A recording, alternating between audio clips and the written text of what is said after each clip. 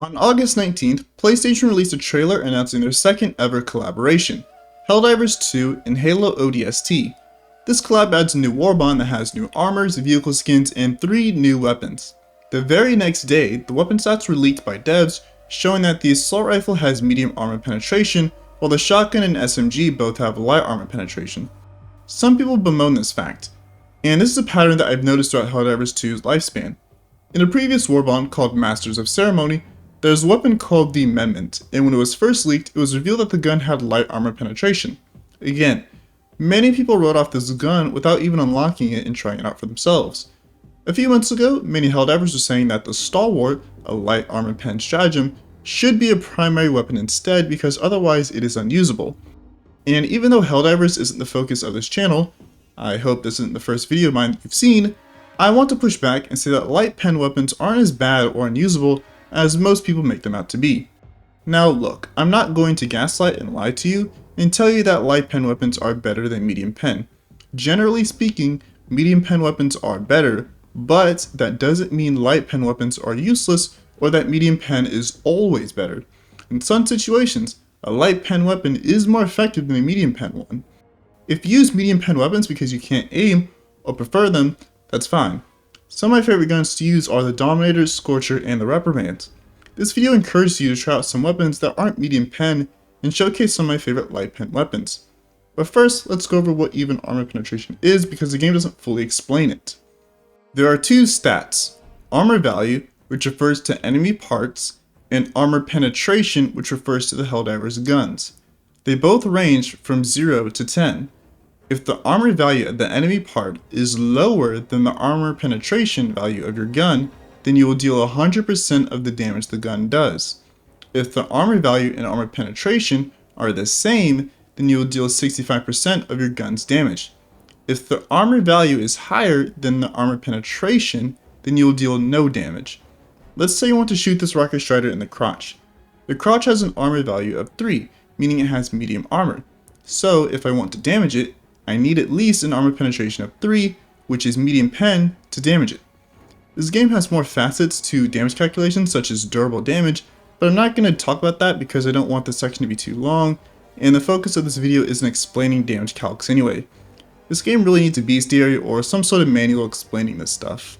There isn't an inherent advantage to light pen on its own, like there is with medium pen, but light pen weapons generally have better ammo economy, ergonomics, higher DPS, and little to no recoil compared to the medium pen counterparts, meaning that it is much easier to aim and you don't have to resupply as often. This is very handy with fighting the bugs and the squids, since each faction relies on numbers to overwhelm the divers. During the Battle of Super Earth, the Liberator Carbine never left my side, as it was nice to hose down hordes of Voteless while I used the Wasp to take down Overseers and Flesh Mobs. The only medium pen weapons that would be better at horde clearing are explosive weapons like the crossbow or the purifier, but those have the downsides of not being able to fire them at close range or else you might accidentally kill yourself. Now I see many Helldivers saying that the better ergonomics of light pen aren't relevant anymore after the weapon customization update. I disagree because with medium pen weapons you have to invest a lot of time to get the XP needed to unlock those attachments, and you have to choose between good ergonomics and less recoil with your attachments. You could argue, why not use peak physique with the recoil reduction attachments so you get the best of both worlds? But with this, you have to sacrifice your armor passive to counteract the downsides. There are times where you may want to use another armor passive, and not all Helldivers have the Viper Commando's Warbond. In my opinion, this Warbond should be pretty low on the get list because the only standout thing here is Liberator Carbine and the peak physique armors. There are better Warbonds out there. Another counter argument against light pen is that many divers will say, why even bother bringing a light pen weapon just to hit weak points when you could do the same thing with medium pen guns? My answer to this is that light pen guns won't stagger the enemy, hence if you miss, setting up the follow-up shot isn't too difficult. With medium pen guns, you will stagger the enemy if you miss the headshot. You end up being better off mag dumping into the enemy instead of waiting for it to be unstaggered. Not to mention, light pen weapons have more ammo so you can kill more enemies before needing to reload. Now I'll admit that while it is technically accurate that light pen weapons have higher DPS, this is a bit misleading. Because if you remember what I said earlier, I said that if the armor value and the armor penetration values are the same, you will deal 65% damage. So you are only getting that full DPS with light pen weapons on unarmored targets. So if the part you're shooting has light armor, medium pen weapons generally will do more damage. So let's go over some of my favorite weapons, starting with the Cookout. I personally would argue that the Cookout is the best weapon on the bug front. It saved my life many times when the Predator strain first appeared, so my loadout for the Cookout is going to be for the Predators. It usually goes something like this. My secondary is the grenade pistol, my grenade is gas grenades, and for my armor choice, I either bring the one for increased stims or increased grenades. As for stratagems, I like to bring a Tesla tower for bug breaches and for horde clearing, just be mindful where you throw it, the orbital 120 for bug nests, the lightning or bullet guard dog, and I know most people like to pair it with the gas guard dog, but the Cookout sucks against alpha commanders and the gas guard dog doesn't help out that much against them. To round off this build, you can either bring the Quasar cannon or expendable anti-tanks. If I'm running solo, I bring the Quasar. If I'm in a team, I bring EATs. For this loadout, you'll need the Freedom's Flame Warbond, Democratic Detonation, Chemical Agents, and the Force of Law Warbond for the Canine Guard Dog is optional. Next up, we have the Liberator Carbine, my favorite weapon for the squids. This thing is basically a mini Stalwart. Commissar Kai dubbed it the Smallwart, so I'm going to be calling it that from now on. Anyways, this gun's main purpose is to basically clear chaff, so I combine it with the Wasp to take down everything else. Now the Wasp does struggle against harvesters. My solution to them is just to rely on my teammates to take them down because I hate fighting the squids because of how boring they are. Please, Arrowhead, add in their whole fleet. Suppose you want something that can deal with harvesters. The machine gun or the heavy machine gun can take them out just fine, but you'll have to aim in order to take out the overseers, and you'll be slightly worse against flesh mobs. So you pick and choose which enemy you want to struggle against. Anyway, my loadout goes like this.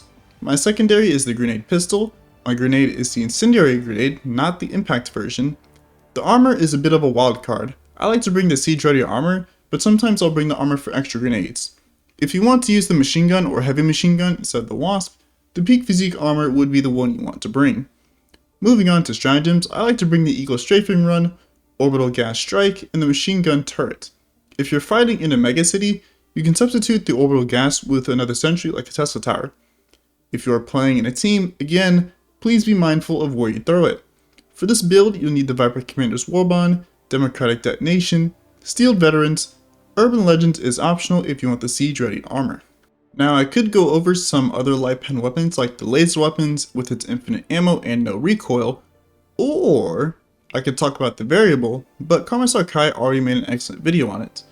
And I don't want this video to be too long, so let's talk about the Stalwart, which is an extremely fun weapon to use on the bugs. Just make sure you crank the RPM to max.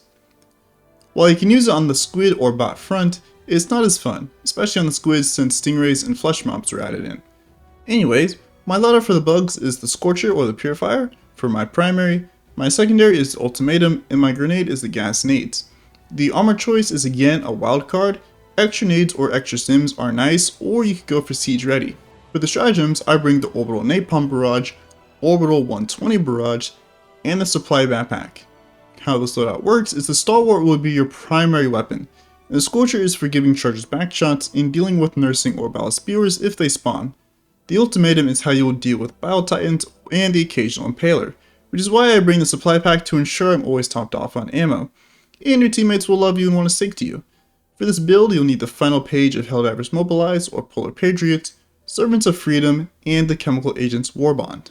Initially, I was planning on making a loadout for the bots, which is my favorite faction, but then I realized that I would just be spreading railgun propaganda instead of showcasing light pen weapons, and I would have to explain all the bots' weak points, which I really don't want to do.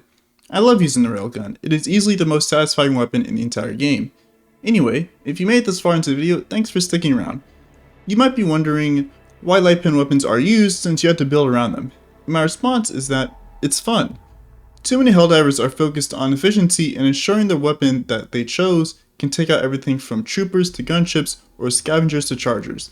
This game isn't so difficult that you need to hyper optimize your loadout to win on the highest difficulty. So why not use other weapons to have fun and try something new? While I can't confirm this for myself, I have heard people say that they love the Scythe on bots and that the Breaker Spray and Pray is fantastic on bugs. Personally, I have way more fun hosing down Terminids at 1100 RPM using the Stalwart than I do clearing out hordes using the crossbow or taking out heavies using the recoilless. When I was a new diver, I would often use meta loadouts and refuse to try something new, but I eventually grew bored and wanted to try out something new. So I looked at the light pen weapons to try them out, and I was surprised by how effective they are. Again, most light pen weapons are worse than most medium pen weapons in many situations. They could use a bit of a buff. For example, if we ever get suppressor attachments, they should be exclusive to light pen guns.